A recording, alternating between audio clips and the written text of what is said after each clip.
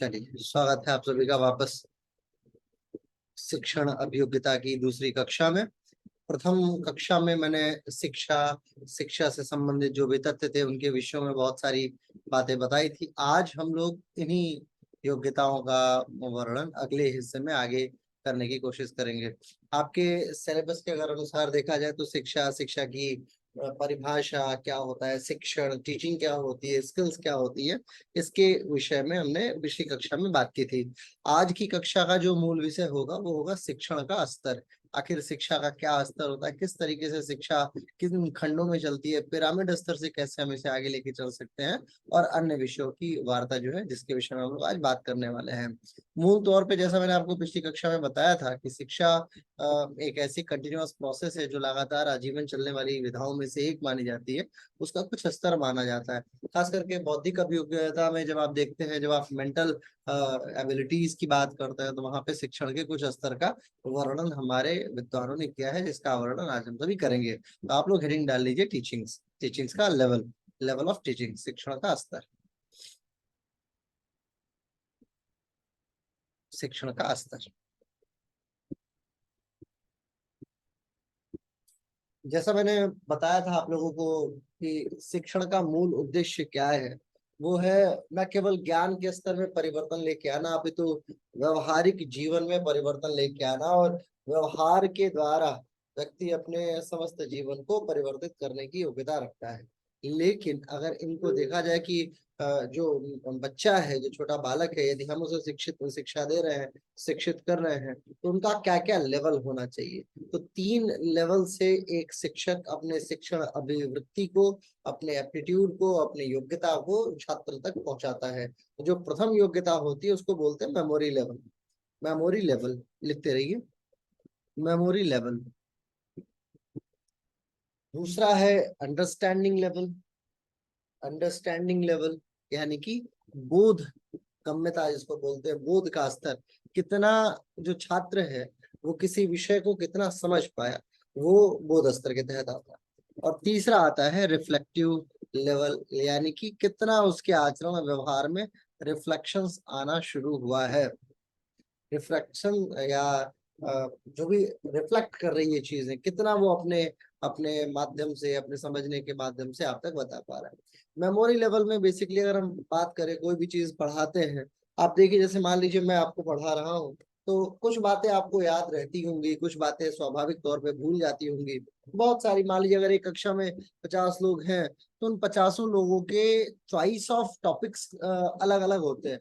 जैसे for example, कुछ लोगों को कोई बात अच्छी लगती है, कुछ लोगों को एनाटॉमी बहुत अच्छी लगती है, कुछ को फिलोसफी बहुत अच्छी लगती है, कुछ लोग जो है वो प्रैक्टिकल की तरफ ज्यादा जाना चाहते हैं। तो हर व्यक्ति का एक अपना मेमोरी लेवल होता है। अब जैसे मैं पढ़ाई किया करता था, तो मेरे क्लासेस में जब एनाटॉमी के टीचर आया करते थे या संस्कृत के टीचर आते थे, जैसे दर्शन जो पढ़ाने आते थे, तो संस्कृत में जब सूत्र याद करना होता था तो वो मेरे लिए बड़ा मतलब बहुत आनंददायी हुआ करता था।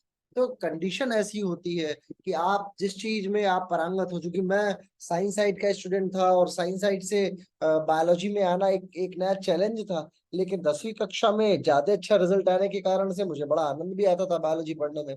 तो कहने का मतलब ये है कि हर व्यक्ति का एक आनंद का स्तर होता है। हर व्यक्ति अपने अपने आनंद के अनुसार ही उस मेमोरी को डिजाइन कर पाता है। अब जैसे गणित मान लीजिए, मैथमेटिक्स, बहुत सारे ऐसे लोग होंगे जिनको मैथमेटिक्स समझ में नहीं आती है, क्योंकि वो याद करने का नहीं, वो प्रैक्टिस करने का स्तर है।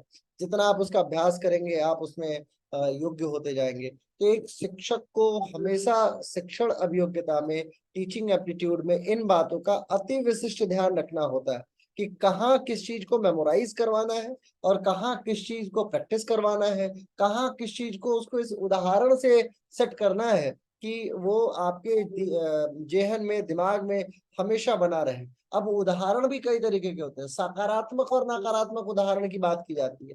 यदि आपको आपके मेमोरी में कोई भी बात स्थापित करनी करानी है, तो आप उस बात को अपने उदाहरण के द्वारा प्रस्तुत कर सकते हैं। अब फॉर एग्जाम्पल आप देखते हैं, अभी जैसे मान लीजिए मैंने आपको ये 3 स्तर बताया, स्मृति स्तर, बोध स्तर और चिंतन स्तर। अब मुझे ये पता है कि अगर मैं सिर्फ इतना बता के अगर आपको छोड़ दूं कि ये 3 स्तर होता है, ये 3 स्तर है आपका स्मृति, बोध और चिंतन, आज नहीं तो कल आप भूल जाएंगे, ये गारंटी है। लेकिन मैं अभी आपके सामने एक ऐसा उदाहरण प्रस्तुत करूंगा कि आप इसे जीवन भर नहीं भूल सकते हैं। अब बोलिए तो मैं आपको वो इसका प्रत्यक्ष उदाहरण दूं।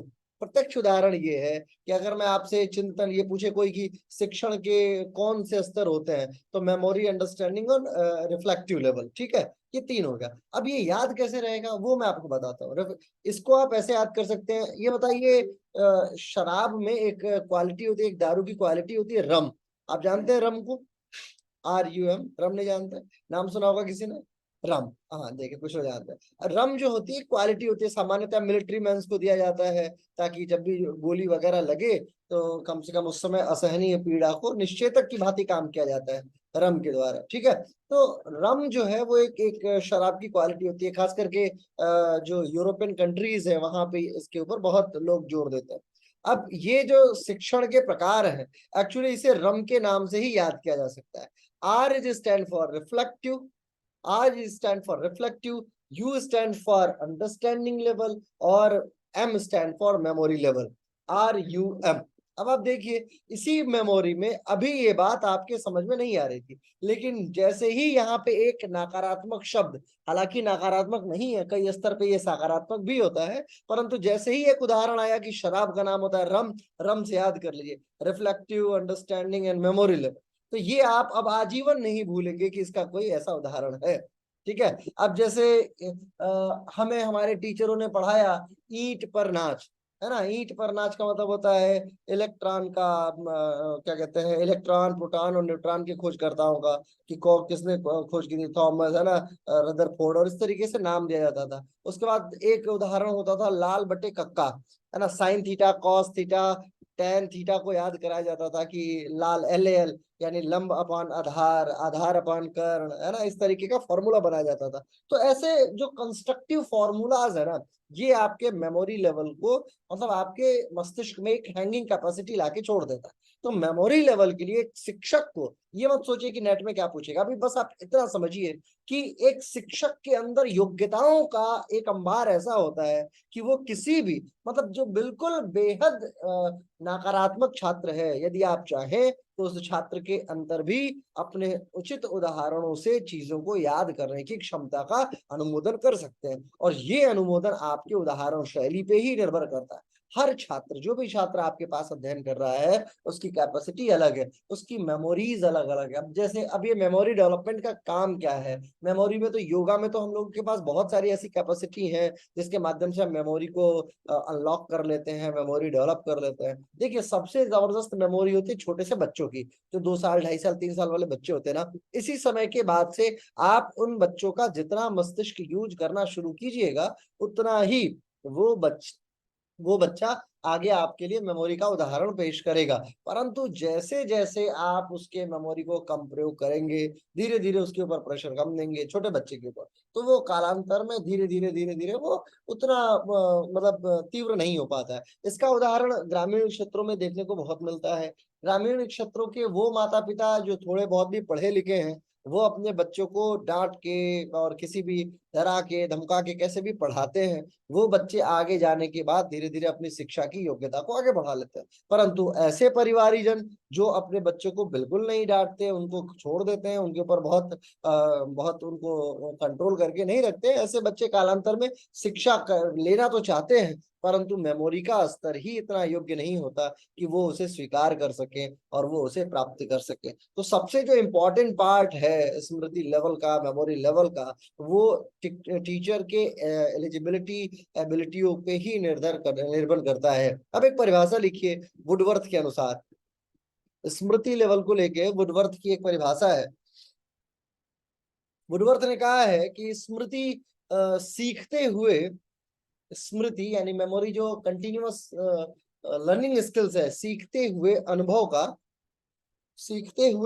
का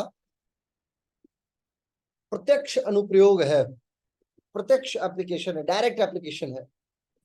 यानी जो बच्चा सीख रहा है वही उसके व्यवहार में वही उसके व्यवहार में आएगा और वो उसके व्यवहार से प्रदर्शित होगा।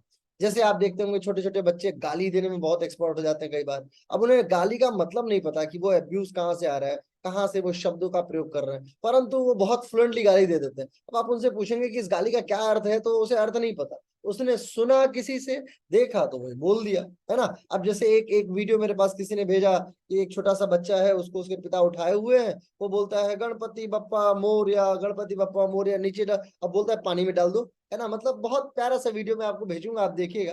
तो कहाँ से वो सीख रहा है, क्योंकि वो उसके उसके मेमोरी लेवल में वो यही देख रहा है पिछले 10 दिनों से कि ऐसा गणेश उत्सव चल रहा है जहाँ पे ऐसी बातें चल रही है। तो मेमोरी लेवल के लिए हमें ये कार्य करना होता है। मेमोरी लेवल, वुडवर्थ की ये परिभाषा अति विशिष्ट भी है। अब आगे एक और लिखिए, मर्सी की एक परिभाषा है, MAURIC।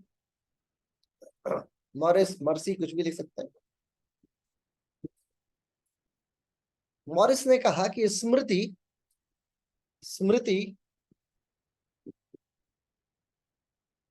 का सामान्य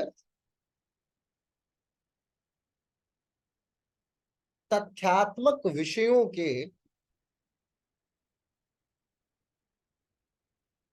संयोजन के अतिरिक्त कुछ भी नहीं है। तथ्यात्मक विषयों के, तथ्यात्मक, अब ये लाइन थोड़ी कठिन होगी लेकिन है बहुत आसान परिभाषा। तथ्यात्मक विषयों के संयोजन के अतिरिक्त कुछ भी नहीं है। यानी कि जो भी बच्चा सीखा है, जो भी, उसको वो कैसे अपने मस्तिष्क में सेटल डाउन कर रहा है, जो भी तथ्य है, जो भी फैक्ट है, उस फैक्ट को कैसे वो अपने मस्तिष्क में सेटल डाउन कर रहा है, दैट इज कॉल्ड मेमोरी। अब फॉर उदाहरण, अगेन फॉर एग्जांपल, एक और बात करते हैं।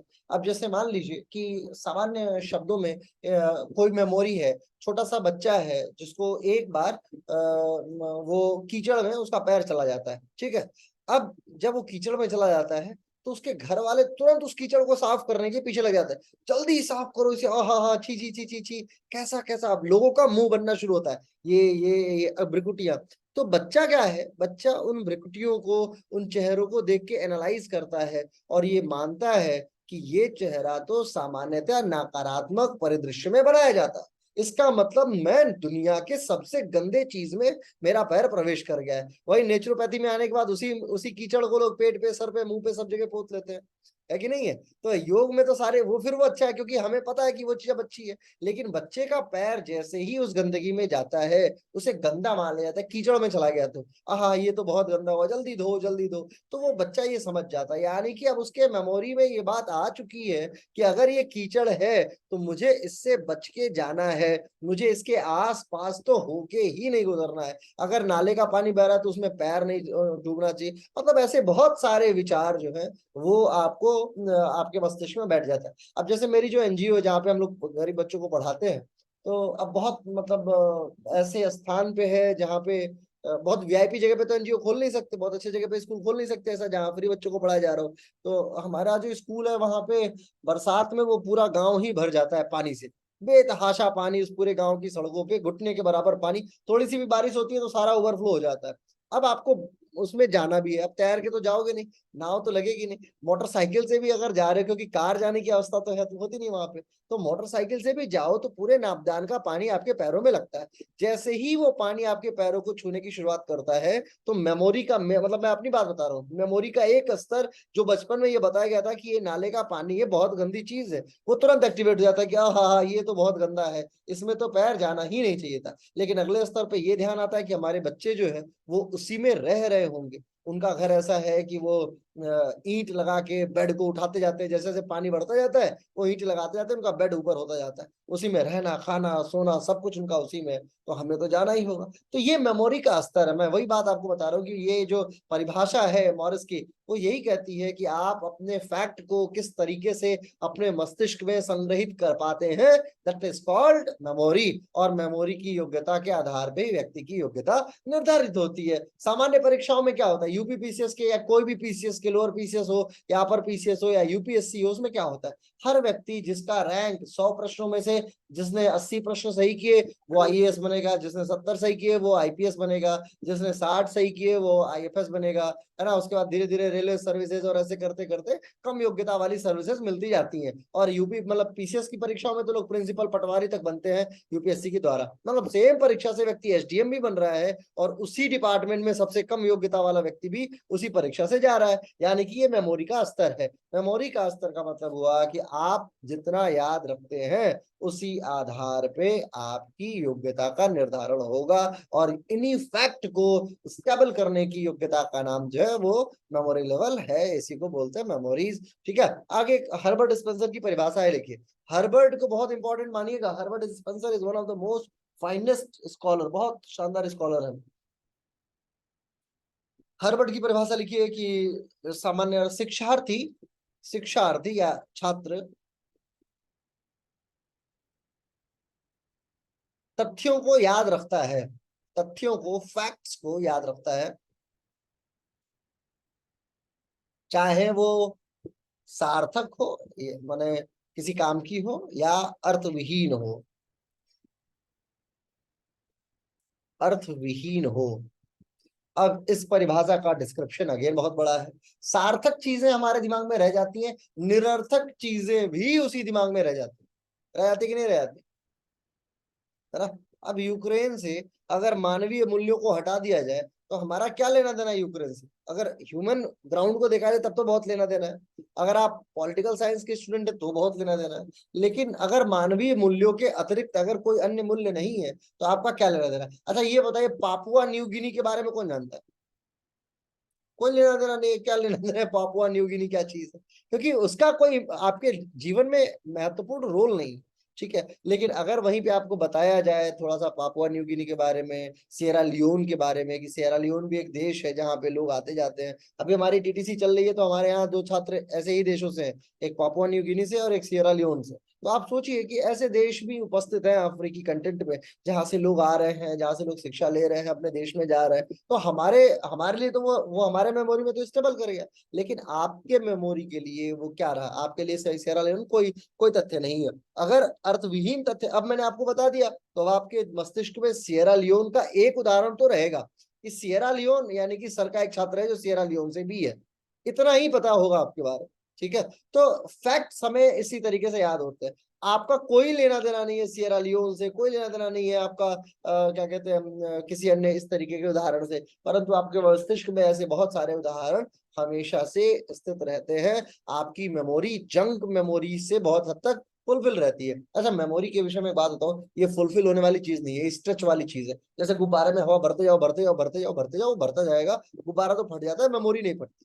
मेमोरी में आप चाहे जैसे विचार चाहो वैसे रख सकते हो। आप ज्यादा नहीं, 10 दिन हनुमान चालीसा का पाठ करो, 11वें दिन से आप खुद ही देख के पढ़ने लगोगे, है ना। आपको पढ़ने की मतलब याद करने की आवश्यकता नहीं, कंटिन्यू बस आप श्री गुरु चरण सरोज रज, श्री गुरु चरण सरोज रज करो, 11वें दिन खुद ब खुद याद हो जाएगा, आपको बाई डिफॉल्ट याद हो जाएगा। आपको याद करने में फोकस नहीं करना है। बच्चे को आप अभी एबीसीडी क्या करता है, ए बी सी डी, वो क्या करता है, वो तो गाना गा रहा है, ताली बजा रहे, ए बी सी, एक दूसरे को मार रहे हैं सब बच्चे एबीसीडी वाले। आप कभी छोटे बच्चे को पढ़ा के देखिए, एलकेजी यूकेजी वालों को, वो 2 1 जा 2, 2 2 जा 4, उनको कोई लेना देना नहीं है कि 2 1 जा 2, 2 2 जा 4 से क्या होगा। लेकिन ये है कि टीचर ने बोल दिया कि चलो रट्टा मारो, अब वो अपने मेमोरी स्तर में उसे बार बार रिपीट कर करके भर ले रहा है। अर्थविहीन है ये उसके लिए, उस बच्चे के लिए, उस कॉन्टेक्स्ट में जब वो कक्षा 2 में है तब वो उस चीज का कोई उपयोग नहीं है, उसको कोई फाइनेंस में जाके सॉल्व नहीं करना है। लेकिन ये कि वो उसका इनिशियल लेवल भी है, वो अपने 2 की परिभाषा को, अच्छा ऐसे में आप देखिए पहाड़े से एक चीज आपको बहुत अच्छा उदाहरण देखने को मिलेगा कि जो टेबल याद किया जाता है उसमें 5 का 10 का 15 का 20 का ये परिभाषा ये सबसे पहले याद होता है। उसके बाद 11 का याद होता है, 1 1 2 2 3 3 4 4 5 5 6 6 7 7 8 8 9 9 1 1 0। ठीक है, ये परिभाषा है सबसे पहले। उससे पूछोगे 9 का, तो अगर आप थोड़ा टेक्निक लगा देंगे, 9 9 9 2 जा 18 और इधर 9 9 जा 81, उल्टा सीधा, उधर 27 इधर 72, उधर 36 इधर 63, उधर 40, इस तरीके से जब आप सेट कर देंगे ना तो उसे 9 का भी याद हो जाएगा। लेकिन अगर 8 का 13 का, 17 का याद कराइए, तो वहां तो क्योंकि आपके मस्तिष्क में वो सेट नहीं है। अब अबेकस वालों से पूछो तो उनको तो पता है, वो उंगली पे ऐसे ऐसे कर करके काउंट कर लेते हैं तुरंत ही, अबेकस वाले जो होते हैं, वैदिक गणित वाले जो लोग होते हैं। लेकिन अब आपको ही नहीं पता कि 17 का पहाड़ा कैसे पढ़ा जाए। अभी मैं आपसे बोल दूं कि हिंदी में पहाड़ा पढ़ के बताइए, 9 दूनी 18, 9 दूनी 27, ऐसे आप करके आपको नहीं याद होगा। तो हमारे दादाजी जो थे वो हमें याद कराते थे, 15 15 दूनी 30, 45 चौको 60 25 75 छक्का 90, है ना, ऐसे गाना गा गा किया, तो वो मेमोरी में सेटल बैठ गया। हमारे लिए उस समय अर्थविहीन था, आज उसका अर्थ है। परंतु जिस समय जो चीज अर्थविहीन है या अर्थयुक्त है, उन दोनों का मस्तिष्क में स्थापित हो जाना इज कॉल्ड मेमोरी का लेवल। और ये 3 परिभाषाएं आपके लिए अति महत्वपूर्ण है। अगला लिखिए, फेजेस ऑफ मेमोरी।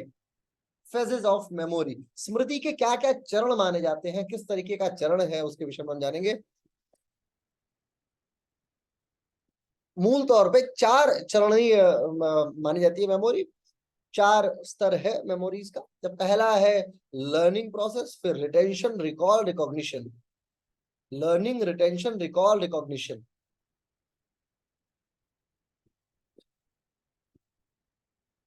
अब ये कैसे याद होगा, अभी एक फिल्म आई थी ना, रामम राघवम करके गाना उसमें आया था, बहुत बढ़िया, RRR, रामचरण तेजा की है।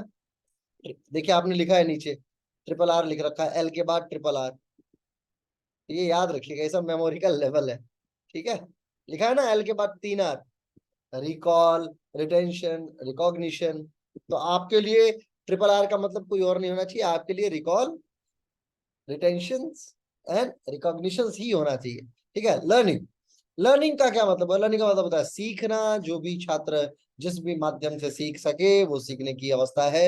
हर वो चीज जो छात्र के सामने घटित हो रही है, यदि वो उसके उसके ऊपर या तो फोर्सफुली या उसके उसके मस्तिष्क पे कोई भी इम्पैक्ट डाल रही है, तो वो उस चीज को सीख जाएगा, गारंटी है। अब जैसे मान लीजिए छोटे बच्चे के सामने आप कभी आप अपने नाक को ऐसे उंगली करके नाक से नाक की गंदगी को साफ कीजिएगा, छोटा बच्चा सीख जाएगा आपसे। ठीक है, आप कभी कान में क्या कीजिए, माचिस की तीली होती है उससे कान साफ करना शुरू कीजिए, छोटा बच्चा आपको देख के सीख जाएगा कि अच्छा ये ऐसे साफ करते हैं, ये ऐसे करते हैं, है ना, ये कार्य ऐसे होता है। तो लर्निंग जो है वो कई बार देख के भी की जा सकती है।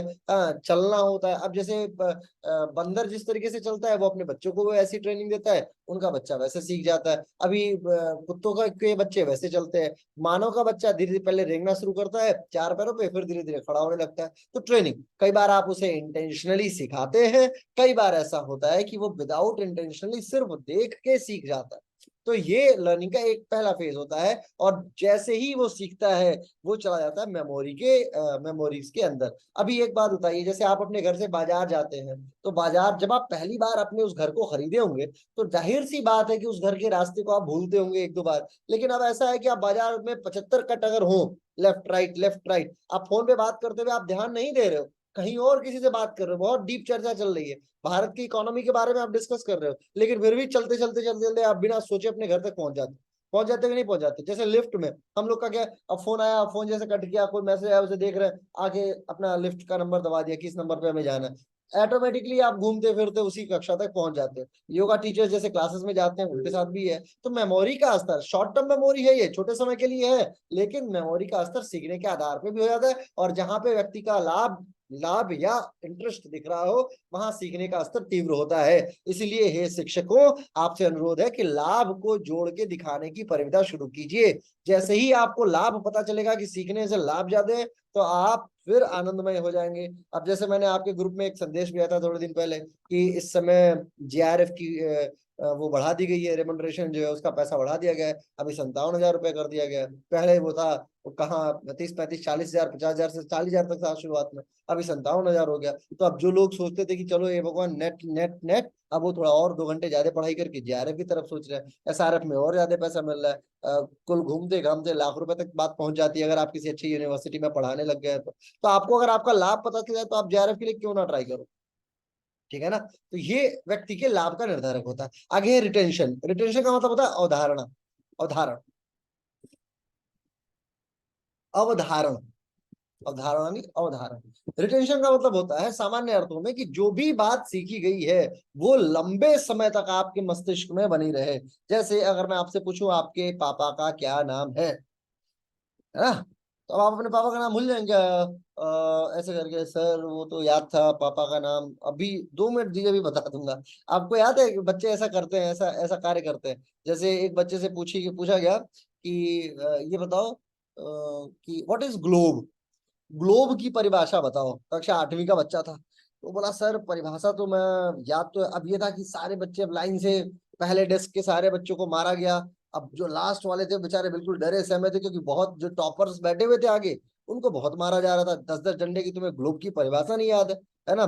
तो अब ग्लोब की परिभाषा, globe is a model of earth, एक लाइन की परिभाषा होती है। आगे के 3 बच्चे पिटे, दूसरे तीसरे चौथे पांचवे सब पिटते गए। जो लास्ट बेंच वाले थे उन्होंने दिमाग लगाया कि बोले सर थोड़ा सा याद है, कहिए तो मैं बताऊं। तो टीचर बड़ा प्रसन्न हुआ कि हाँ हाँ, देखो तुम लोग जो है आगे बैठे रहते हो, तुम्हें कुछ नहीं याद है बेवकूफों, और ये देखो इन बच्चों को, इन्हें याद है परिभाषा कि व्हाट इज ग्लोब। तो उसने बोला यस सर। अभी थोड़ा खुश भी हुआ। तो टीचर ने पूछा बताओ क्या है।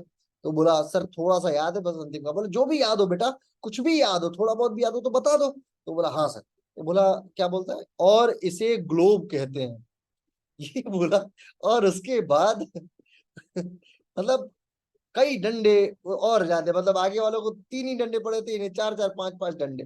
कहने का मतलब ये है कि अवधारणा किस तरीके से आप अपने अपने मस्तिष्क में उस चीज को सेव करते हैं। और भय, सबसे रामायण में लिखी गई एक बात कि भय बिन होत न प्रीत, है ना। जलधि जड़ गए 3 दिन बीत, बोले राम सकोप तब भय बिन होत न प्रीत। यानी कि समुद्र को धमका रहे थे कि 3 दिन से पूजा कर रहा हूँ सुन ही नहीं रहा है, प्रेम दे रहा हूँ सुन ही नहीं रहा है। आप महान है, समुद्र है, सारी बात ठीक है, लेकिन ऐसी ही बाण मारूंगा कि पूरा समुद्र ही सूख जाएगा, पैदल चले जाएंगे हम। समुद्र देवता डर के मारे निकले, अरे प्रभु त्राहिमाम शरणागतम, गलती हो गई महाराज, मैं तो आ ही नहीं सकता था, मेरी तो मतलब मेरे को तो जली बने रहना है, लेकिन आप सुखाई देते, इस चक्कर में मुझे आना पड़ रहा है, आप ये काम कीजिए तो ये काम हो जाएगा। तो कहने का मतलब ये कि भय जब होता है, डर जब होता है, अभी आपको मैं अगर डराऊं कि अगर क्लास नहीं पढ़ के आओगे तो मैं तुम्हें क्लास से निकाल दूंगा, तो आपको क्या है, निकाल दो कोई बात नहीं, लेकिन आपके सामने डर क्या होना चाहिए, आपके सामने ये डर है कि अरे क्या करोगे जीवन में, अभी तक तो आधा जीवन निकल गया है, थोड़ा शर्म करो, है पढ़ाई लिखाई कर नहीं रहे। आपके डर का एक अलग लेवल है। अगर आपको डराना हो, धमकाना हो, तो आपको डराया नहीं जा सकता, डंडे से तो बिल्कुल नहीं डराया जा सकता। हर छात्र का एक लेवल होता है। कक्षा 8वीं में पढ़ने वाले कुछ छात्र ऐसे होते हैं जो डंडे से बहुत डरते हैं। लड़कियां सामान्य तौर पे पिटना नहीं चाहती हैं, और लड़कों को थोड़ी सी बेइज्जती नहीं स्वीकार होती है। जो थोड़ा सा भी अहंकारी बच्चा होगा, स्वाभिमानी होगा, आप उसको स्वाभिमान पे टक्कर कीजिए, क्या किया है तुम्हारे पिता ने, तुम क्या चाहते हो, तुम भी वही काम करो जो तुम्हारे पिता करते हैं। बस देखिए वो डर के मारे फिर उसका अधिगम जो होगा, वो लर्निंग एप्टीट्यूड जो होगा, वो डर के मारे शिक्षण अभियोग्यता के नए दिशा को वो निर्धारित कर पाएगा। और वो फिर क्या करेगा, फिर अपनी शिक्षा में जी जान लगा के पढ़ेगा, और ये तय करेगा कि मुझे, और बिल्कुल ही बेशरम होगा, या टीचर ही ऐसा होगा कि वो बेचारा डरा ही नहीं पा रहा है, तो फिर क्या कर लेगा वो, है ना। अब या तो बच्चा बिल्कुल बेशरम हो, यानी उसे उसके उस उम्र का डर खत्म हो गया हो। हर व्यक्ति के डर का एक लेवल होता है। आप यदि उसके डर को किस स्तर तक लेके जा सकते हैं, वही उसके रिटेंशन का कारक बनता है। ठीक है। अब रिटेंशन में एक दूसरी बात होती है दोहराव की। दोहराव का मतलब होता है डुअलिटी, लगातार एक बात को कंटिन्यू करते रहना। वो चीज बार बार यदि बच्चे के सामने आ रही है, छात्र के सामने आ रही है, तो रिटेंशन और तेजी से होता है। तो दोहराव का सिद्धांत भी बहुत जरूरी है। लंबे समय तक यदि किसी चीज को मस्तिष्क में रखना है, तो उसके लिए सबसे जरूरी कार्य है दोहराना, लगातार उस चीज के विषय में बातचीत करते रहना, या उसको जीवन में उतारने के लिए उस विषय वस्तु को स्थापित करना।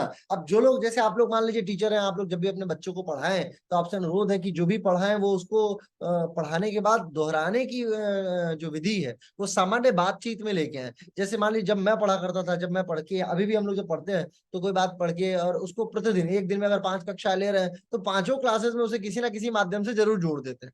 हर क्लास में एक आदत होती है कि अपने को जाना है, इस क्लास में ये सूत्र बोलना है। अब जैसे कोई गीता का सूत्र याद कर लिया, तो सुबह से लेकर शाम तक में वो सूत्र 5 बार बोल दिए, 5 बार बोल दिए, तो बाय डिफॉल्ट आपके मस्तिष्क में सेटल डाउन हो जाएगा। तो ये एक बहुत जरूरी चीज है, तो दोहराओ। और लास्ट है इसका अवधारणा का, रिटेंशन का, लंबे समय तक के लिए उदाहरण प्रस्तुतिकरण। जितना बढ़िया आप उदाहरण दे पाएंगे, जितना बढ़िया उस चीज का एग्जाम्पल सेट कर पाएंगे, उतना बेहतरीन वो आपके मस्तिष्क में सेटल रहेगा। इसके बाद है रिकॉल। रिकॉल का मतलब होता है, जैसे मैं आपसे पूछूं कि 18 चौका क्या होगा, 18 फोर जा क्या होगा, तो अब आप, यदि आप क्या करेंगे, 18 चौका यानी 18 × 4 मल्टीप्लाई करने के बजाय 8 चौका मतलब 8 × 4 पहले मल्टीप्लाई करेंगे ना, 8 चौका 32, ताकि 2 आ जाएगा अंत में, तो बाकी तो आप सेटल डाउन कर ही लेंगे। ठीक है, धीरे धीरे बाकी तो गुणा कर ही लेंगे। तो आप मल्टीप्लाई याद कर रहे हैं, मैं आपसे पूछ रहा हूँ 18 × 4 क्या होगा, और आप जैसे दो से दो अंकीय गुणा करते हैं, 18 1 8 इंटू मल्टीप्लाई बाई 4, इस तरीके से याद करें। 8 4 32 का 2 हाथ में लगा, 3 4 1 4 और 3 7, तो 72, इस तरीके से आपको याद आया, तो तुरंत आपने बताया। अब ये रिकॉल करने का जो स्तर होता है, ये डिपेंड करता है आपकी प्राइमरी एजुकेशन पे, प्राइमरी लर्निंग कैपेसिटी पे, प्राइमरी एप्टीट्यूड पे।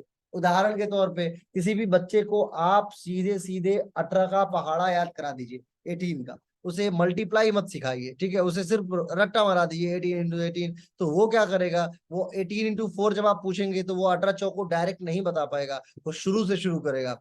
आपने कभी देखा बच्चे को बोल देगा कि ABCDEFGIKL, आप बोलेंगे एल, फिर से बताओ, तो वो फिर बोलेगा अच्छा ठीक है 2 मिनट तो फिर से बता रहा हूँ, फिर वो शुरू से शुरू करेगा ABCD, आप फिर उससे बाद में बीच में गाना गा दीजिए, वो भूल जाएगा, फिर वो शुरू से शुरू करेगा, वो डायरेक्ट बीच में से पिकअप नहीं कर पाएगा। अगर आपसे बोल दिया जाए कि के बाद क्या आने वाला है, के 3 अंकों, के बाद और 3 शब्दों के बाद क्या आएगा, तो आप सोचेंगे यार क्या आएगा, फिर आप ABCD पढ़ना शुरू कर देंगे। करेंगे नहीं करेंगे? अगर आपसे पूछा जाए एक्स के 4 अंकों के पहले क्या आएगा या इस तरीके से, तो आप ABCD काउंट करना शुरू कर देंगे। और वही अगर आपने इजोटी फॉर्मूला याद कर रखा है, EJOTY, मैं आपको पढ़ाऊंगा, ये आपके फर्स्ट पेपर का हिस्सा है, आपने इजोटी याद कर रखा है, तो आपको तुरंत पता रहेगा कि जे के चौथे अंक के बाद क्या आएगा, जे के बाद 5वां अंक O है ना, उसके बाद 5वां अंक T है, टी के बाद 5वां अंक Y है, या उससे पहला अंक ये है। इस तरीके से आपको मतलब सारी टेक्निक्स आप सेटल डाउन कर पाएंगे। ABCD में भी इतनी साइंसेस है, और यही ABCD का साइंस आपके पेपर 1 का सरदर्द बनता है। ये जो आता है ना वो रीजनिंग, रीजनिंग में क्या पूछते हैं, ABCD तो है, वो ए से लेके जेड तक का ज्ञान है कि नहीं है? जो चीज आपने LKG UKG फर्स्ट तक में पढ़ाई की है, वही ABCD आपसे पूछते हैं कि ये बताओ यदि दो शब्द AABBCC है, उसके अगले वाला क्या होगा, तो आप सोचेंगे AABB है, तो फिर जाहिर सी बात है DD होगा। फिर ऐसे पूछा A और B है, B और C है, C और D है, तो आगे वाला क्या होगा, तो आप बता देंगे E और F होगा। तो ये ABCD तो पूछ रहा है, लेकिन वो आपके मेमोरीज के ऊपर डिपेंड कर रहा है, यानी आप कितना रिकॉल कर पा रहे हैं। ठीक है, रिकॉल करने के लिए सबसे जरूरी चीज होती है उससे संदर्भित उदाहरण, एग्जाम्पल्स, साथ में ट्यून, टोन, ये बात लिख लेने लायक है। उदाहरण जो होता है, सबसे पहला किस तरीके का उदाहरण है, परिवेश का बहुत अच्छा उदाहरण याद आता है, परिवेश के कारण से रिकॉल बहुत तेजी से होता है। फिर ट्यून, टाइम, टेम्परामेंट, ये सारी चीजें जरूरी हैं। जैसे 2 1 2 का पहाड़ा जो है वो बच्चे सामान्यतः याद करके गाना गा गा के याद करते हैं, उसी आधार पे उन्हें वो याद हो जाता है। ABCD को भी बच्चे, छोटे बच्चे गाना गा गा के याद करते हैं, लेकिन बच्चों के साथ, बड़ों के साथ ये बात अप्लाई नहीं होती है। तो फिर टेम्परामेंट, किस मस्तिष्क से वो पढ़ाई कर रहे हैं, इसीलिए कहा जाता है कि भोर में पढ़ने वाला व्यक्ति सामान्यतः ज्यादा चीजों को याद कर पाता है, क्योंकि मस्तिष्क रात को बहुत शांत शिथिल रहता है, अन्य विचारों से ग्रसित नहीं रहता है। और विचारों को अगर कम करना है तो उसका सबसे बेहतरीन उदाहरण ये है कि आप कम से कम लोगों के संपर्क में रहें। जितने कम लोगों के संपर्क में रहेंगे, उतना बेहतरीन आपका मेमोरी कार्य करेगा। अगर आप ग्रुप में रहते हैं, मैंने एक टीचरों का समूह देखा है, जो सामान्यतः एक फ्लैट लेके, और उस फ्लैट में तकरीबन 15 12 टीचर रहते हैं, 12 से 15 टीचर रहते हैं, 4 BHK का फ्लैट है, और 12 योगा टीचर रहते हैं। पिछले 8 वर्षों से वो योगा टीचर सिर्फ और सिर्फ योगा टीचर्स ही हैं। खाना बनाने के लिए एक मेड आती है, वो खाना बना के चली जाती हैं, और वो आराम से खाते पीते एंजॉय करते हैं, बस गए, क्लास है, कैसी रही क्लास, बढ़िया रही, यही चलता रहता है उनका। ठीक है, लेकिन ऐसे भी टीचरों को मैं जानता हूं जो अकेले रहना प्रेफर किए, और उनकी यात्रा कम लोगों से बातचीत करना, और लंबे समय तक मतलब बड़ा तेज कार्य करना, और बहुत तेजी से आगे बढ़ना, फोकस्ड एजुकेशन जिसको बोलते हैं। तो ऐसे में अगर आप कम लोगों के संपर्क में रहेंगे, तो आपकी गति, आपके याद करने की क्षमता, आपके सोचने की, समझने की बातें, ये सब बहुत डिफर होंगी, और इनका डेवलपमेंट अलग तरीके से होगा। लेकिन ये भी याद रहे कि जो व्यक्ति बिल्कुल समाज विहीन हो जाता है, वो व्यक्ति, उसे और ज्यादा पीड़ा उठानी पड़ती है। इसके बाद है रिकॉग्निशन, मान्यता। अगला है मान्यता। ये सामान्यतः एक ऐसी स्थिति होती है जो ये एक्सेप्ट कर लेता है कि हमने जो बोला वो तथ्य सही है।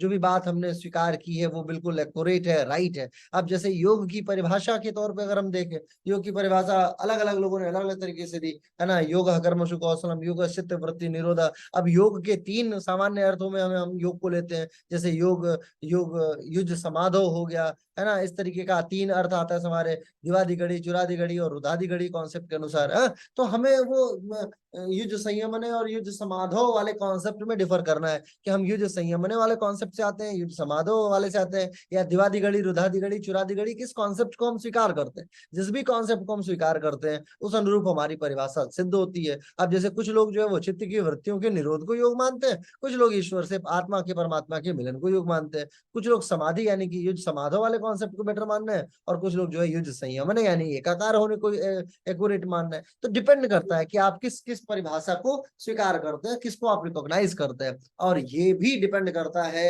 आपके मस्तिष्क के ऊपर दिए गए उदाहरणों की प्रस्तुति के द्वारा। यानी कि जिस भी प्रकार का उदाहरण आपके समक्ष प्रस्तुत किया जाएगा और जिसकी स्वीकार्यता आप सामान्य अर्थों में ज्यादा लेंगे, वही आपके रिकॉग्निशन के उदाहरण को डिफर करेगा, वही आपको बनाएगा। ठीक है, आगे लिखिए, अगले हिस्से में लिखिए आप मेमोरी का चरण क्या क्या है, क्लासिफिकेशंस क्या क्या है, क्लासिफिकेशंस ऑफ मेमोरी, कितने प्रकार का वर्गीकरण, मेमोरीज का वर्गीकरण। और जो लोग बहुत लेट आ रहे हैं कक्षा में, उनसे अनुरोध है कि 7 बजे से कक्षा शुरू होती है, तो आप कृपा करके 7 बजे उपस्थित हो जाएं शाम को। और नेट वाले ग्रुप में सारा संदेश जाता रहता है। यदि ना उपस्थित हुआ करें तो आप यूट्यूब पे इन चीजों को जरूर देख लिया कीजिए। ठीक है, और जितना आप ग्रुप में लिखने की कोशिश करते हैं उससे बेटर है कि आप यूट्यूब पे लिखें। यूट्यूब पे अगर आप लिखेंगे तो उसको पढ़ के लोगों को आपसे ऊर्जा मिलेगी कि हाँ ठीक है, सकारात्मक ऊर्जा मिलती है, और इससे व्यक्ति अपने अपने करियर की तरफ तेजी से आगे बढ़ता है। तो आपसे अनुरोध है कि जो भी जिस तरह भी समय मिले, एक बार यूट्यूब पे जाके कुछ ना कुछ जरूर लिखा कर। ठीक है, मेमोरी का वर्गीकरण, क्लासिफिकेशन ऑफ मेमोरी लिखिए। एक आप लाइन से लिखते जाइए, 1 2 3 4। सबके विषय में जो समझ में नहीं आएगा मुझसे पूछते भी जाइएगा, मैं बता दूंगा। पहला है इमीडिएट मेमोरी, जिसको त्वरित मेमोरी बोला जाता है। उसके बाद है परमानेंट मेमोरी, फिर है personal memory, permanent memory, personal memory, फिर है इम्पर्सनल मेमोरी, इम्पर्सनल। एक होती है व्यक्तिगत, एक होती है अव्यक्तिगत, इम्पर्सनल मेमोरी। फिर है सक्रिय मेमोरी यानी एक्टिव मेमोरी। इसके बाद है पैसिव मेमोरी। इसके बाद है मैकेनिकल मेमोरी।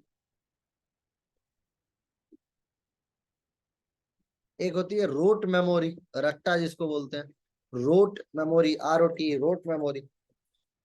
और एक होती है तार्किक स्मृति, that means logical memory, logical memory. अब त्वरित मेमोरी क्या होती है, आप एक एक लाइन लिखते जाइएगा, बस मैं बताते जाऊंगा, जो भी लाइन आपको समझ में आए वो अपने हिसाब से लिखते जाइएगा। तत्काल मेमोरी, तत्काल मेमोरी का मतलब होता है कोई भी चीज जो इंस्टेंट आपके सामने घटी बहुत कम समय के लिए, परंतु वो आपके मस्तिष्क में सेव हो गई, दैट इज कॉल्ड तत्काल मेमोरी, इंस्टेंट मेमोरी। जैसे परमाणु बम फटा, आपने देख लिया, या आपको पता चला कि गैस अगर निकलती है आग लग जाती है, तो वो डर बैठा आपके अंदर और वो आपकी मेमोरी में स्थापित हो गया। ठीक है, तो वो तत्काल मेमोरी का बढ़िया उदाहरण है। कोई भी ऐसा डर, भय, सामान्यता तत्काल मेमोरी के थ्रू इंस्टेंट मस्तिष्क में घुस जाता है, और फिर वो डर शायद जीवन में कभी निकले। अभी आपको कोई सांप काट ले, तो वो एक बार का सांप काटे, वो जीवन भर आपसे हजारों लोग प्रेरित होते रहेंगे, अरे यार ये तो बड़ा तगड़ा उदाहरण है। शॉर्ट टर्म, बहुत छोटी घटना है, परंतु तत्काल मेमोरी के तहत ये आ जाती है। स्थायी मेमोरी का मतलब होता है कि जो कई सालों तक आपके मस्तिष्क में बनी रहे, कई सालों तक, जैसे 2+2=4, ये कई वर्षों तक बना रहेगा, ये कभी जाएगा नहीं, क्योंकि ये क्या है, टेक्निकल माध्यम से आपके मस्तिष्क में घुसाया गया है, और जिसके लिए हो सकता है आप स्कूल में पिटाई भी खाए हो। पिटाई खाया है कोई स्कूल में मैथमेटिक्स वगैरह में? हाँ, नहीं खाया है। लड़कियों को तो नहीं मारते, लड़कियों को नहीं मारते, हमारे यहाँ तो उलाट पलाट के मारते थे सब। जितने टीचर, जितने मतलब ग्राउंड में निकाल के, और गलती कोई करे थोड़ा सा बस जैसे इंतजार ही करते रहो, और वो डंडे को लेके आने की भी जिम्मेदारी छात्रों को ही देते थे कि ऐसा है आज ये छात्र डंडा लाएगा, और वो जिसको जिम्मेदारी देते थे वो खुद को अमेरिका का प्रेसिडेंट मानता था कि आज ये जिम्मेदारी मुझे मिली है, वो छाती चौड़ी करके और ऐसा डंडा लाता था, बांस जाके काट को उसको उसको बिल्कुल उसको साफ करके और बंडल में बांध के लाता, और मोटा वाला डंडा सर को देता कि सर ये खास तोहफा आपके लिए। आतंकवादियों जैसी शक्ल होती थी उनकी, है ना। ऐसा लग रहा है जैसे अमेरिका का प्रेसिडेंट है, वो हथियार बेच रहा है इजराइल को, ये लीजिए खास ब्रह्मोस मिसाइल आपके लिए। और टीचर फिर मारते थे ऐसा ऐसा डंडा से, और जिस दिन वो पिटाई खाता था, जो डंडा लाता था, है ना, उसके बाद तो पूरी क्लास आनंदित हो उठती थी कि ये, है ना। और कई तरीके के डंडे होते थे। तो कहने का मतलब ये है कि कुछ चीजें आपके मस्तिष्क में स्थायी होती हैं, परमानेंट होती हैं। पर्सनल मेमोरी का मतलब होता है अपने स्वयं के उदाहरणों से सीखी गई बातें। जैसे हालांकि इसके मामले में आचार्य शीलभद्र का कहना था, आचार्य शीलभद्र के विषय में आप नहीं जानते होंगे, नालंदा विश्वविद्यालय के प्रथम वाइस चांसलर थे अपने आज के हजारों वर्ष पहले। तो आचार्य शीलभद्र कहा करते थे कि पर्सनल जो चीजें होती हैं, जो व्यक्तिगत मेमोरीज होती हैं, वो व्यक्ति के व्यवहार का निर्धारक बनती है।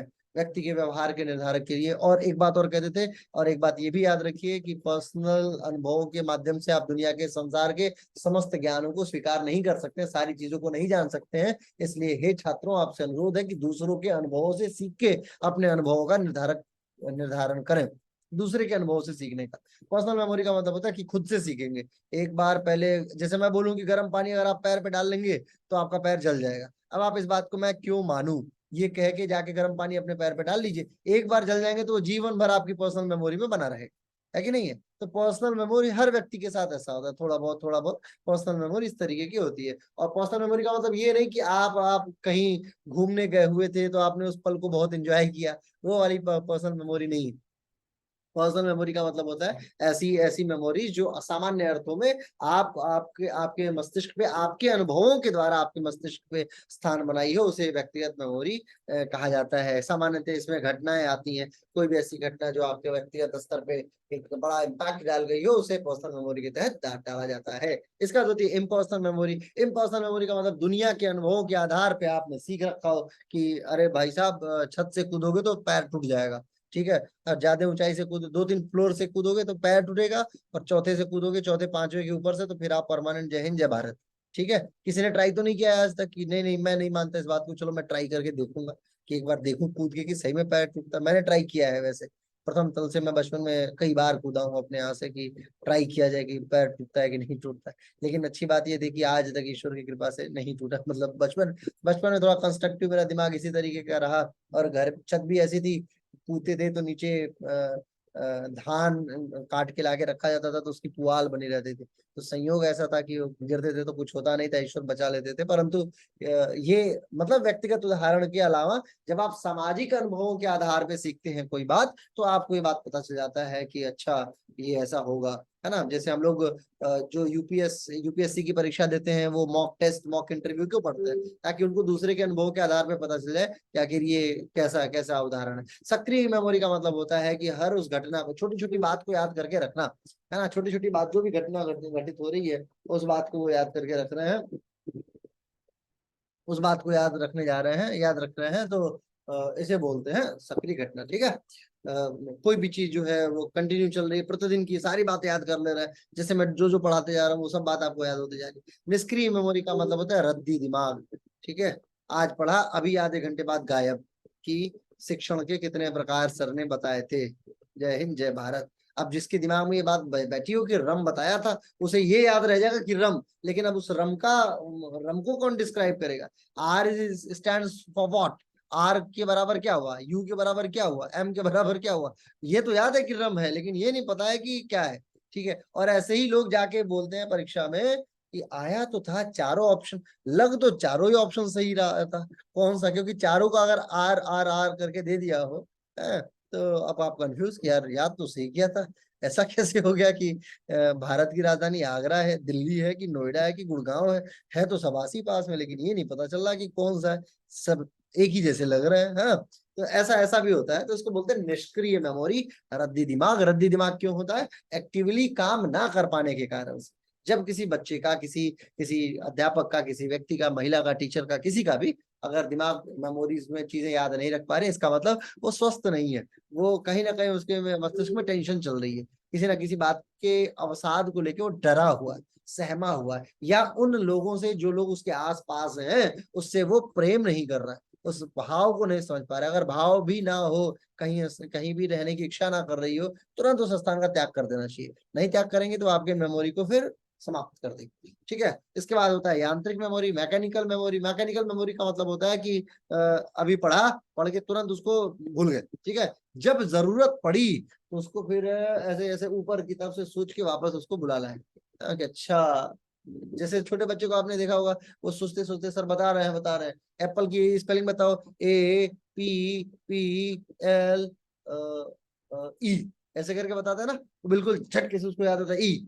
इसका मतलब ये है कि अब डंडा अगर सामने हो तो बिल्कुल दिमाग मैकेनिकली काम करता है कि अब तो आ ही जाएगा। ठीक है, तो वो डंडा ऐसे ही आप नेट की परीक्षा में याद रखिएगा कि अगर कभी ऐसा हो तो याद रखिएगा कि बड़ी बेइज्जती होगी। किसी चीज से डरिए, जब आप डरेंगे आपके अंदर भय रहेगा तो आप फिर अपने अपने जीवन को आगे संभाल पाएंगे। ठीक है, तो आगे फिर होती है रोट मेमोरी। रोट मेमोरी को वही रट्टा मेमोरी बोला जाता है। रट्टा मेमोरी का अभ्यास होता है कंटिन्यूअस, किसी चीज को अगर आप पढ़ते रहेंगे तो आपके मन पे पुनरावृत्ति के कारण से स्थापित हो जाएगा, और पुनरावृत्ति वाली चीज सोते समय भी पुनरावृत्त होती रहती है। जैसे मंत्र योग पूरा पूरा पुनरावृत्ति के ही सिद्धांत पे है। मंत्र योग जो है वो पूरा पूरा पुनरावृत्ति पे ही है। अब राम राम राम राम राम राम याद कर रहे हैं आप, तो क्या कर रहे हैं, वो पुनरावृत्ति तो कर रहे हैं। राम का नाम जीवन में नहीं भूलेगा, ऐसे ही मंत्र याद करते हैं, ऐसे ही श्लोक याद कर रहे हैं, that is called rote memory, पुनरावृत्ति। और तार्किक का मतलब होता है किसी चीज को याद करने की आवश्यकता नहीं है। अब जैसे आपको मैथमेटिकल फॉर्मूलेस बता दिए गए, A+B का whole square equal to A² + B² + 2AB। अब ऐसे में आपको 75 चीजें दे दूं, 6+5 का होल स्क्वायर, 18+18 का होल स्क्वायर, 19+245 का होल स्क्वायर, तो आप उसको फॉर्मूले पे सेट करके निकाल के आंसर मुझे दे ही दोगे, दे दोगे ना। तो वो होता है लॉजिकल, कि आप जो भी चीजें देख रहे हो वो आपके पास में तर्क के माध्यम से आपके अंदर उपस्थित हो चुकी है। अब आगे लिखिए कैरेक्टरिस्टिक्स ऑफ गुड लर्निंग। जल्दी जल्दी लिखिए, हाथ तेज चलाइए, पढ़ाना आपको बहुत सारा है और बिल्कुल हम लोग बॉर्डर लाइन पे चल रहे हैं, अक्टूबर महीने का 15 दिन खत्म हो गया। कैरेक्टरिस्टिक्स ऑफ गुड लर्निंग क्या है, कैरेक्टरिस्टिक्स क्या है इसका, क्या कहते हैं, किस तरीके से इसे याद रखा जा सकता है, क्या लक्षण है इसका। तो पहला है क्विक लर्निंग, जल्दी सीखना। Stability, recall capacity,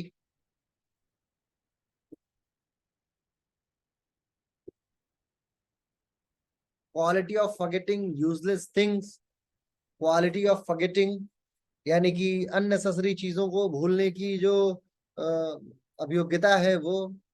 quality of forgetting useless things. और मैकेनिकल मेमोरी और लॉजिकल मेमोरी का डेवलपमेंट।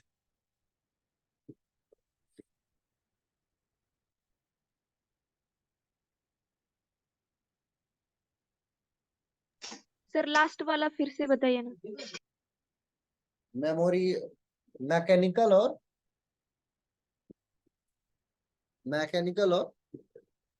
लॉजिकल है। मेमोरी, जो भी लिख लो कि ये ज्यादा होनी चाहिए, ये लक्षण है इसका, कैरेक्टरिस्टिक्स है। 1 मिनट, एक अर्जेंट कॉल मुझे लेनी पड़ेगी।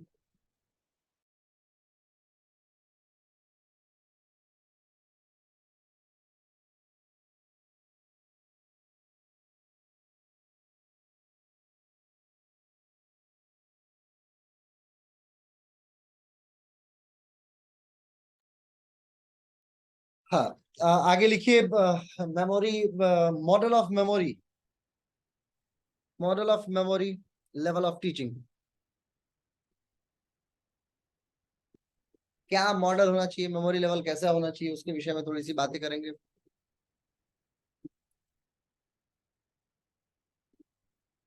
पहला है उद्देश्य, दूसरा है स्ट्रक्चर, तीसरा है सपोर्ट सिस्टम, और चौथा है सोशल सिस्टम। सोशल सिस्टम क्या मॉडल होता है, स्मृति को, मेमोरी को सेट करने का क्या तरीका है, किस तरीके से इसे इसे बेहतर बनाया जा सकता है, इसके विषय में बात की जाती है।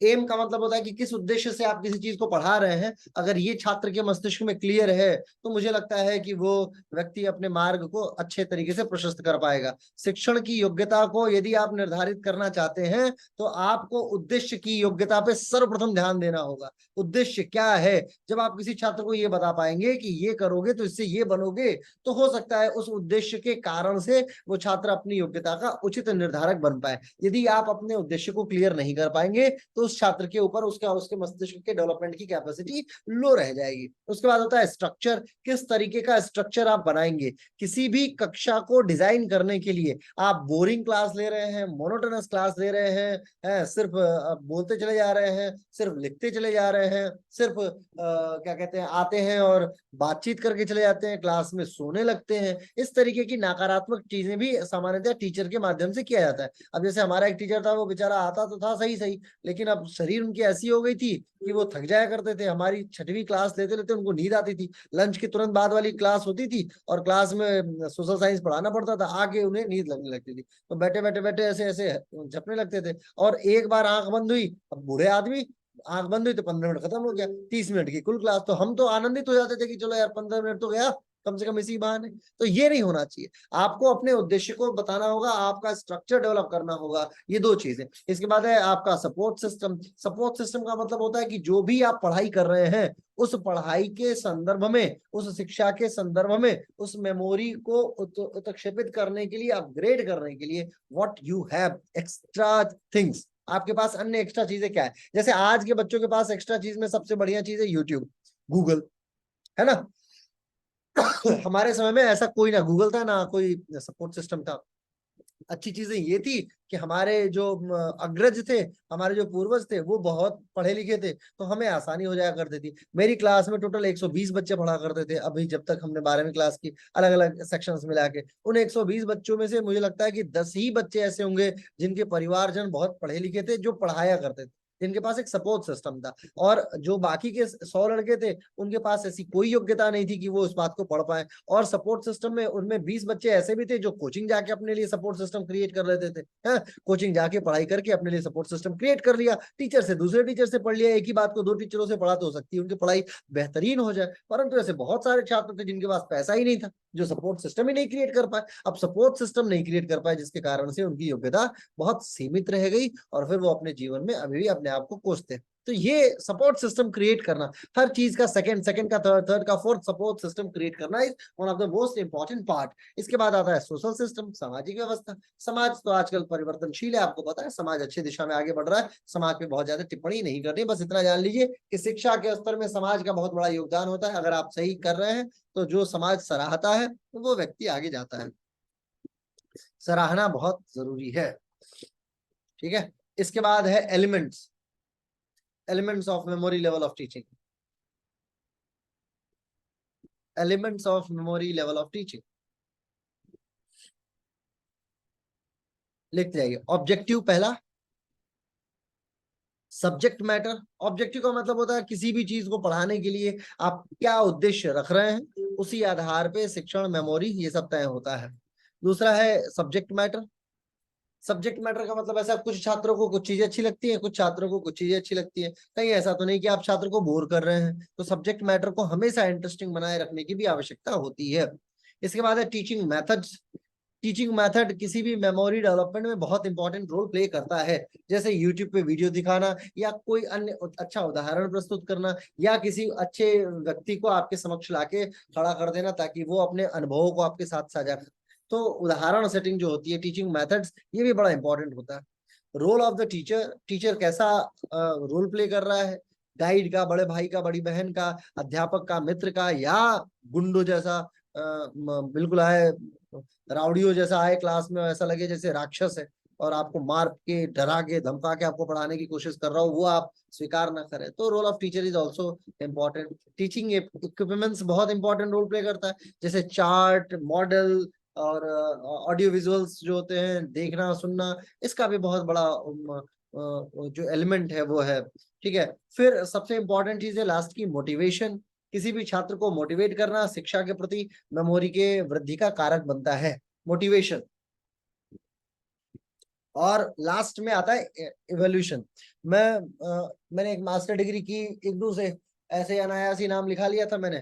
थोड़े दिन मैंने पढ़ाई की बाद में छोड़ दिया, क्योंकि मेरे टीचर ने पढ़ाना छोड़ दिया था उनका, वो कहीं के किसी बड़ी नौकरी में लग गए वो, तो वो छोड़ दिए। अब मैंने क्या एडमिशन लिया था, एमए इन सोशियोलॉजी, समाज शास्त्र में, सन 2015 में।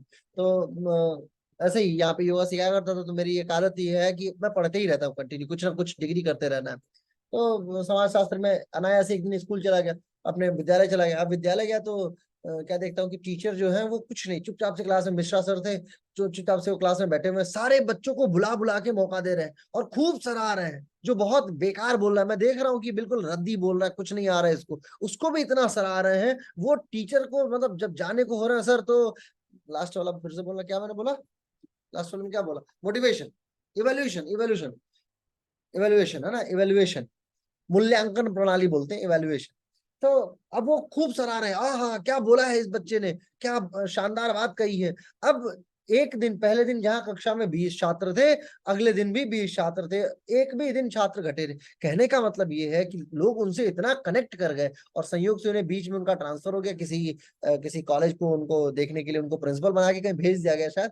तो 20 में से 2 ही 3 बच्चे रहे जिन्होंने अपनी डिग्री कंप्लीट की, अधिकतर बच्चों ने छोड़ दी, जिसमें से मैं भी एक था। मुझे मतलब दूसरे टीचर आए उनमें आनंद ही नहीं आता था, वो आते चुपचाप से सब्जेक्ट पढ़ा के चले गए। हमें क्या इंटरेस्ट आ रहा है। और वैसे ही इग्नू वाली किताबें इतनी बेकार आती हैं, इतना मोटा, इतना सबको भेज देते हैं, सब ये लो इतना सब पढ़ो, लेकिन बेकार किताबें, तो फिर छोड़ दिया। तो कहने का मतलब यह है कि अगर आप किसी छात्र को बहुत सराहते हैं, वाह क्या काम किया है तुमने, बहुत बढ़िया, अरे तुम तो वीर बजरंगी हो, तुम तो जहाज क्या चीज है, तुम तो पार कर सकते हो, सुरसा क्या चीज है, सुरसा को तो तुम ऐसे ही फाड़ दोगे बीच में से, है ना। तो कहने का मतलब यह है कि फिर हर छात्र हनुमान बन जाता है। हनुमान छात्र बनाने के लिए आपको मोटिवेशन की और जो इवेलुएट करने की प्रक्रिया है, आप यदि मूल्यांकन प्रणाली ठीक रखते हैं, तो वो छात्र आगे बढ़ने की सारी योग्यताओं को अपने अंदर स्थापित कर सकता है। ठीक है, आगे इसी के विषय में बहुत सारी बातें हैं, कुछ मेरिट है, कुछ डिमेरिट है इसके विषय में, और कुछ स्तर है, उसके विषय में हम लोग अपनी चर्चा को कल जारी रखेंगे। अगली कक्षा का आज समय हो रहा है। ठीक है, बातें सारी सामान्य हैं, आप सब कुछ जानते हैं, जीवन से संबंधित सारी बातें, जनरल बातें हैं। इन जनरल बातों को अगर आप देखेंगे तो आप अपने जीवन में भी इन सारी बातों को उतार सकते हैं, अपने बच्चों के ऊपर भी उतार सकते हैं, तो सारी चीजों को समझ जाएंगे। और जब प्रश्न आएगा तो आपको लगेगा कि अरे यार ये प्रश्न किसने बना दिया। प्रश्न आप देखेंगे तो आपको और आनंद आएगा। मैं प्रश्न एक यूनिट पढ़ा लूं, फिर मैं आपको क्वेश्चंस देना शुरू करूंगा। प्रश्न इन्हीं में से आएगा, लेकिन लिखने वाले ने इतना शानदार लिखना है कि आपके सामने वो एक कंफ्यूजन क्रिएट कर देगा। लेकिन जब आप अपने जीवन के उदाहरण को इसमें सेट बैठाएंगे, तो आप ऐसे शिक्षण अभियोग्यता यानी टीचिंग एप्टीट्यूड को बहुत इजीली टैकल कर जाइएगा। ठीक है, चलिए आज की कक्षा यही समाप्त। अभी अगले 10 मिनट में हम लोग वापस, मतलब इसी लिंक पे मैं आपको फिर से लिंक भेज दूंगा ग्रुपों में आपके, आप फिर से जुड़ जाइएगा। दूसरी कक्षा को तुरंत शुरू करते हैं। 5 मिनट के बाद मैं वीडियो ऑन करूंगा, 5 मिनट तक के अंदर आप लोग भी पानी वानी पी लीजिए, और फिर 8:05 से हम लोग की कक्षा वापस शुरू करेंगे। बहुत बहुत आभार, धन्यवाद।